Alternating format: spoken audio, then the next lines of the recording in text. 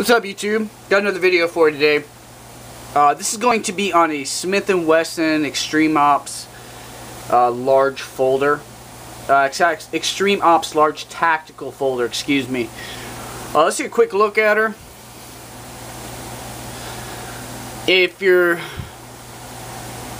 watching this and you're like, wow, that looks familiar, well, it should.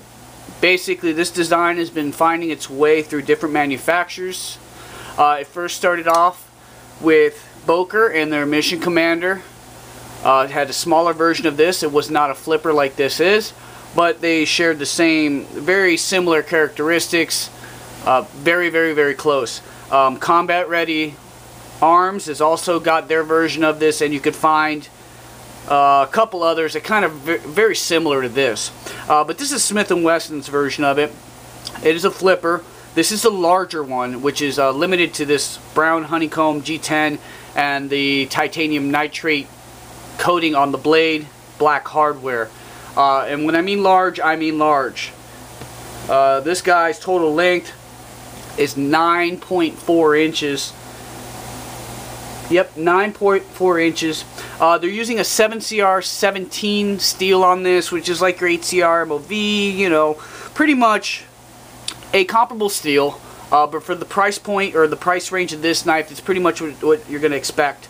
That your AUS 8, 440C, depending on the manufacturer. So basically, this knife right here can be, you can purchase this for around anywhere from $25 to $30 shipped to your house. So it's a low budget knife for sure. I haven't done one of these in a while, and this is a pretty cool one. A lot of good things going on with this. First off, like I said, you have your black titanium nitrate coating on the blade. You got yourself a hollow ground swedge on the top. The coating goes across. There's a thumb stud there also. Smith & Wesson's logo on there. You have the brown G10 Honeycomb. It's a earth brown, I believe. Very dark. Very textured. Very textured. We have some jimping on the top of the blade that follows into the top of the handle, which is a nice touch to continue those jimping there. It makes sense for sure. On the back side of it, it's a frame lock. Another added plus to this. Same titanium nitrate coating on the handle. Unfortunately, this is a tip down carry only. No other options with that. Right hand side only. One of the things that I don't like about the knife that it is tip down carry only. I like tip up. As you can see there. Lockup on this guy is probably right around 40%. Centering, it's a hair to the right. I've got this a little. I loosened up on the pivot just a little bit for break-in purposes, but I'm going to be tightening that back up, which would center it perfectly. As you can see there, lockup is solid, no play, left or right, up or down. The action on this knife. This knife, let me go ahead and let you know right now. This is a $25 to $30 knife. I mean, your expectations should be as such. It's a $25 to $30 knife. It's going to be decent. It's not going to be perfect. You're not going to expect something that you would get from a $60 to $80 to $100 knife. It's just not going to happen at that price point. But this knife, with that being said, this knife right here, who I got this from or whatever, this was hand-picked out of like 10 knives. So the action on this knife is probably better, the best that you would get out of them. You're going to be hit and miss, but nothing that can't be adjusted or messed with there, as long as it's not too bad. But the deployment on it is very smooth. But like I said, this was hand-picked for me. So what you find in the model that you pick up may not be as much, or maybe maybe as good. It all depends. Like I said, keep in mind it's a $25 to $30 knife, so you know that's what you're going to get, is a $25 or $30 knife. Not to sway you from not getting this knife, because it is pretty good. It's pretty beefy, and it's a large knife. A lot of knife for the money. Just under 9.5 inches. That's pretty big. But 9.5 inches, it's a little bit of weight to carry along with that. A couple things I don't like about the knife. The fact that, of course, like I said, tip down carry, and it's only right hand only, so that's kind of a bummer.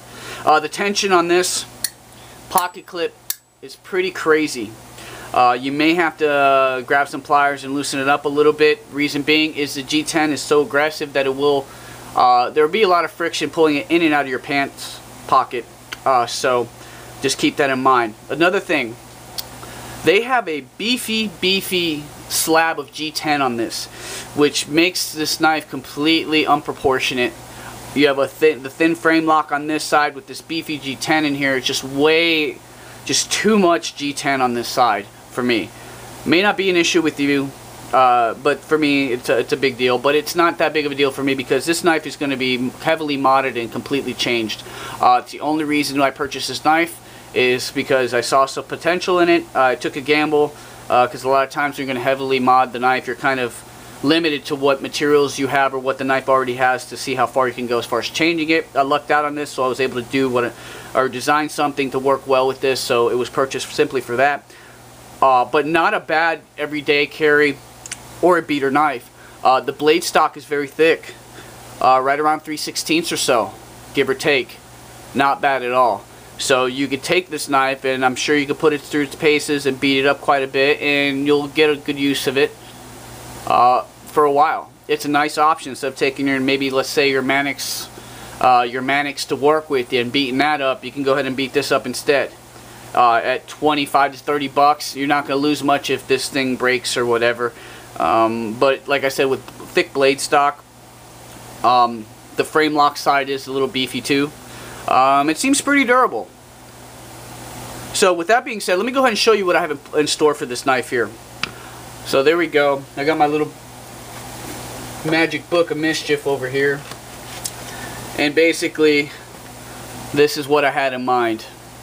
Basically fixing some of the ergonomics or kind of slimming down the ergonomics. The ergonomics on this knife are not that bad, but they could be better, and I went ahead and trimmed where I could to kind of enhance the ergonomics. I've slimmed down the handles, you can see, which will give an overall, a larger overall look to the knife when you slim down the handles.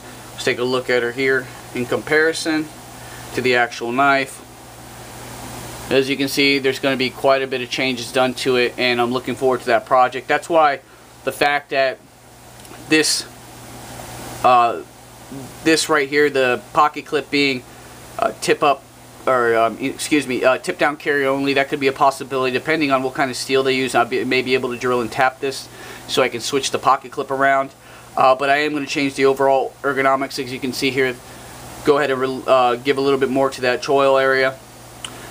Take a little bit off the back, and right there off the thumb ramp, add a little bit more to give you a better purchase on there. One thing I do want to kind of go over is a lot of knife manufacturers, they make these handles really thick towards the back end.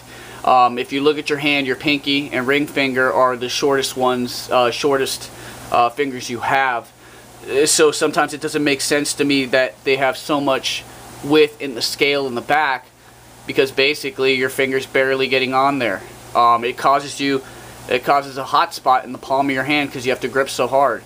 In my drawing, I went ahead and tapered this back a little bit. That way your finger does curl around and it eliminates that amount of extra pressure you have putting on your palm when you grip this. If it's slimmer, your pinky gets around it pretty comfortably, and you're not going to have that extra pressure there, just giving you an overall good feel of the knife. So, but like I said, I don't mind going ahead and Frankensteining this knife. I only have 30 bucks into it, so it's a nice cool little project to do. So just figured I'd show you guys this knife, another little budget knife. They make a smaller version of this, and the smaller version comes with all black scales and serrations and all kinds of things. They have, like, I believe there's 3 other knives besides this one as far as your options go. So if this is too large, I know they have a smaller one. You don't have to stick with the Smith & Wesson brand either. Check out Combat Ready Arms. They have a version of this knife also, although the fit and finish on that particular brand was hit and miss from some of the reviews I've seen on that. But there is also the Boker Mission Commander, if you can get your hands on one, because they're kind of hit or miss as far as the availability of it. I've owned a Mission Commander. I was very happy with it. It was a really cool knife. Right now it's headed somewhere to Texas. I've sold it. So that person will be getting a really nice knife. I really enjoyed taking a look at it and doing the review on that. I just opened it up and did the review on it and put it right back in the box. But I really Thought it was a really cool design. Kind of bummed that all these other designs are coming up to kind of mimic it. But when you have stuff like Smith & Wesson making a larger version of it, adding a flipper, it kind of adds a lot more variety. So depending on what you're looking for, guys, Smith & Wesson does offer this in 3 other different versions. Similar, it's same shape, you know, with serrated options, size options, and handle scale color options on that. But like I said, they're all tip up, so no, I mean tip down, so maybe that may not be the option for you. Like I said, Combat Ready Arms has those, and the Boker brand has them in the Mission Commander. So just a couple options for you. Sorry about the long video, just want to throw this out there for you guys. You guys appreciate all the support. Peace.